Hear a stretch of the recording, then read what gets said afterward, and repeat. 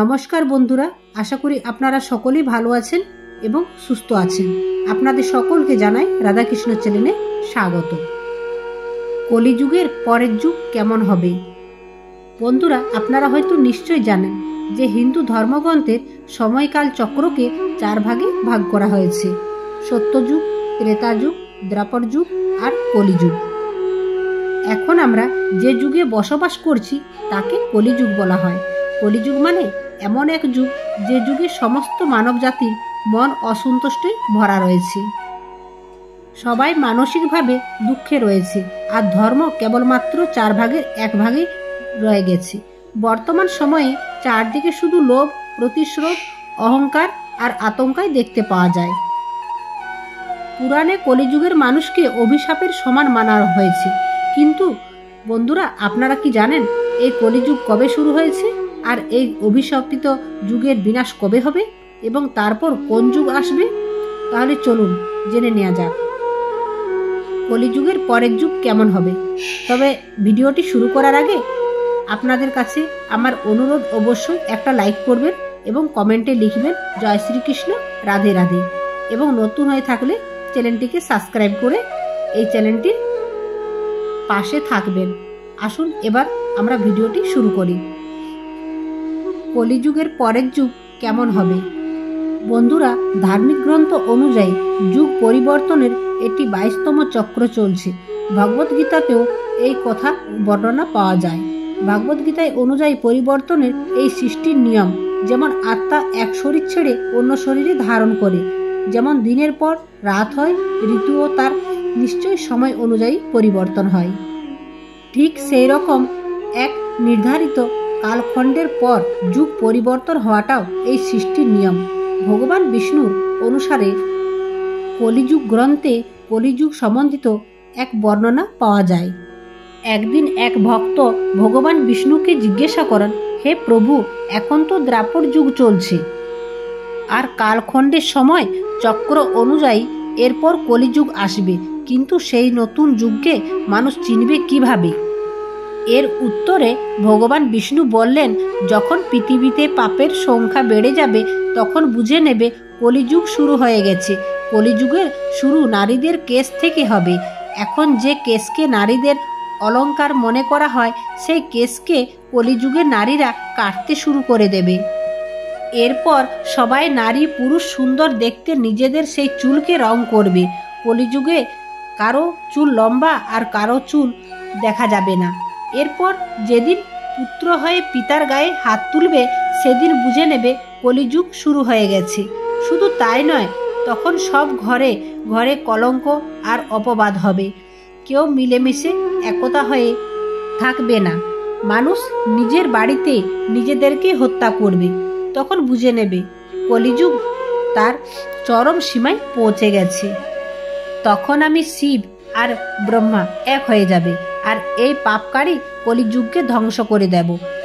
এরপর এক নতুন যুগের শুরু হবে, সেখানে সব কিছুই সত্য হবে। কলিযুগের সময়কাল হিন্দু ধর্মগ্রন্থ অনুযায়ী কলিযুগের সময়কাল 4,32,000 বছর। এখন কেবলমাত্র কলিযুগের প্রথম চরণে চলছে। এমনও মান্যতা রয়েছে যে কলিযুগের শুরু 3102 সময়কাল পূর্বে হয়েছিল, যখন 5 গ্রহ মঙ্গল, বুধ, শুক্র, বৃহস্পতি আর শনি মেষ রাশিতে 0 ডিগ্রিতে পৌঁছে গিয়েছিল। এর অর্থ হলো কলিযুগের 5121 বছর পেরিয়ে গেছে। আর কিন্তু কলিযুগের বিনাশ কিভাবে হবে? এর বর্ণনা আমরা ব্রহ্মপুরাণে পাই। ব্রহ্মপুরাণে অনুযায়ী কলিযুগের শেষে মানুষের আয়ু 12 বছর হয়ে যাবে। এই সময় মানুষের মধ্যে দুর্ভাবনা আর দুশ্চিন্তা বাড়বে। কলিযুগে এর আয়ু যেভাবে কমতে শুরু করবে, সেভাবে নদীগুলো শুকোতে শুরু করবে। বেইমানি আর অন্যায়ভাবে ধন উপার্জন করা মানুষের সংখ্যা বৃদ্ধি পাবে। ধনের লোভে মানুষ কাউকে হত্যা করতে পিছাবে না। মানুষ পুজোপাঠ, ব্রত, উপবাস আর সবাই ধার্মিক কর্ম করা বন্ধ করে দেবে। গরুর দুধ দেওয়া বন্ধ করে দেবে। মানবতা নষ্ট হয়ে যাবে। নারীরা একদম সুরক্ষিত থাকবে না। নিজেদের বাড়িতেই তাদের শোষণ হবে, নিজের লোকেরাই তার সাথে ব্যভিচার করবে, বাপ বেটি ভাই বোনের মধ্যে সম্পর্ক শেষ হয়ে যাবে, এক ভাই আর এক ভাইয়ের শত্রু হয়ে যাবে, বিবাহের মতো পবিত্র সম্পর্ক অপবিত্র হয়ে যাবে, কারণ বিবাহের জীবন সুখময় হবে না, স্বামী স্ত্রী একে অপরকে প্রতারিত করবে, কলিযুগের সমাজ হিংস্রা হয়ে পড়বে, যারা বলবান হবে তাদের রাজ চলবে, আর আতঙ্কা যখন চরম সীমায় পৌঁছাবে তখন ভগবান বিষ্ণু কল্কি অবতার নেবেন আর পৃথিবীতে সমস্ত অধর্মীয়দের বিনাশ করে দেবেন। শিবপুরাণেও কলিযুগের সম্বন্ধে বলা হয়েছে।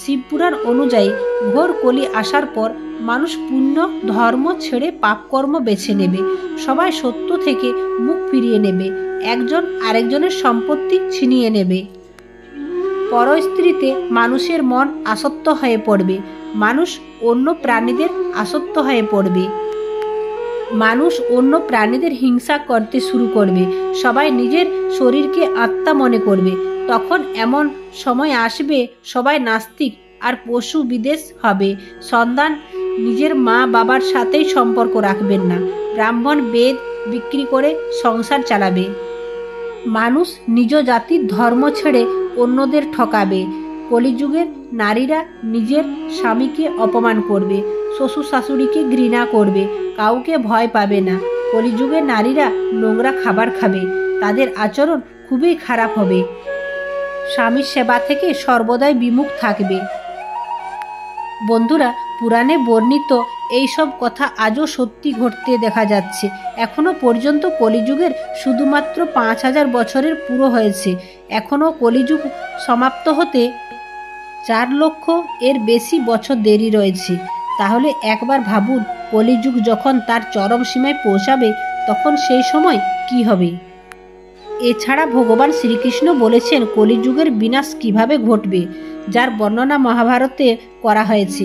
শ্রীকৃষ্ণের অনুযায়ী কলিযুগের শেষের দিকে বড় বড় ভয়ঙ্কর যুদ্ধ হবে, আর্থিক বৃষ্টি, প্রচণ্ড অন্ধকার আর খুবই গরম পড়বে, মানুষ ফসল কেটে নেবে, বস্ত্র চুরি করবে, জলপান করার পাত্র চুরি করবে নিয়ে যাবে, চোর নিজেদের মতো চোরদের ঘরের চুরি করবে, হত্যাকারীদেরও হত্যা হবে, চোরের দ্বারায় চোরের নাশ হওয়ার মানুষের কল্যাণ হবে, যুগের শেষে মানুষের আয়ু 12 বছর হয়ে যাবে, মানুষ দুর্বল আর নানা রোগে ভুগবে, সে সময় রোগের কারণে ইন্দ্রিয় নিজস্ব হয়ে পড়বে।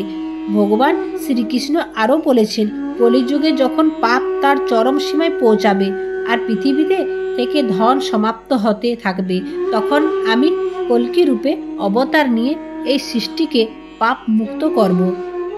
এরপর যে নতুন যুগ আসবে তাকে সত্য যুগ বলা হবে, অর্থাৎ যুগ পরিবর্তনের 22তম চক্র পূর্ণ করে 23তম চক্রে প্রবেশ করবে।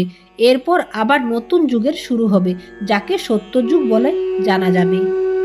কেমন হবে সত্যযুগ? সত্যযুগের আয়ু 17,28,000 বছর হবে। সত্যযুগে মানুষ আয়ু 4000 বছর থেকে 10,000 বছর থেকে 10,000 বছর পর্যন্ত হবে। পৃথিবী লোকে আবার ধর্মের নাম কীর্তন হবে। মানুষ ভৌতিক সুখের জায়গায় মানসিক সুখ দিন কাটবে। চারদিকে শুধু খুশি আর খুশি হবে। পুনরায় মানবতা স্থাপিত হবে। মানুষ পরম জ্ঞান প্রাপ্তি করবে। মানুষ পুজো পাঠ, ব্রত, উপবাস বিশ্বাস করবে। সত্যযুগের মানুষ নিজের তপবলে ভগবানের সাথে কথা বলতে পারবে। এই সময় মানুষ তার শরীরের ওপর পুরো নিয়ন্ত্রণ রাখবে। আত্মার সাথে পরমাত্মার মিলনের ফলে সবাই সুখী হবে। অর্থাৎ সত্যযুগকে এই সৃষ্টির স্বর্ণযুগ বলা হবে। কিন্তু প্রিয় ভক্তরা, সত্যযুগ আসতে এখন বহু সময় বাকি রয়েছে। কেননা আমরা কলিযুগে নিজের ধর্ম আর কর্ম দিয়ে সত্যযুগের মতোই বাঁচার চেষ্টা করি। কারণ ধার্মিক গ্রন্থ এই কথার বর্ণনা পাওয়া যায়। কলিযুগে যেসব মানুষ ধর্ম আর কর্মের উপর বিশ্বাস করে রাখবে, তারাই সত্যযুগের মতোই সুখের প্রাপ্তি করবে। প্রিয় ভক্তরা, আশা করি আপনাদের ভিডিওটি ভালো লেগেছে। ভালো লাগলে অবশ্যই একটি লাইক করে দেবেন আর কমেন্ট বক্সে জয় শ্রীকৃষ্ণ লিখতে ভুলবেন না। জয় শ্রীকৃষ্ণ। রাধে রাধে।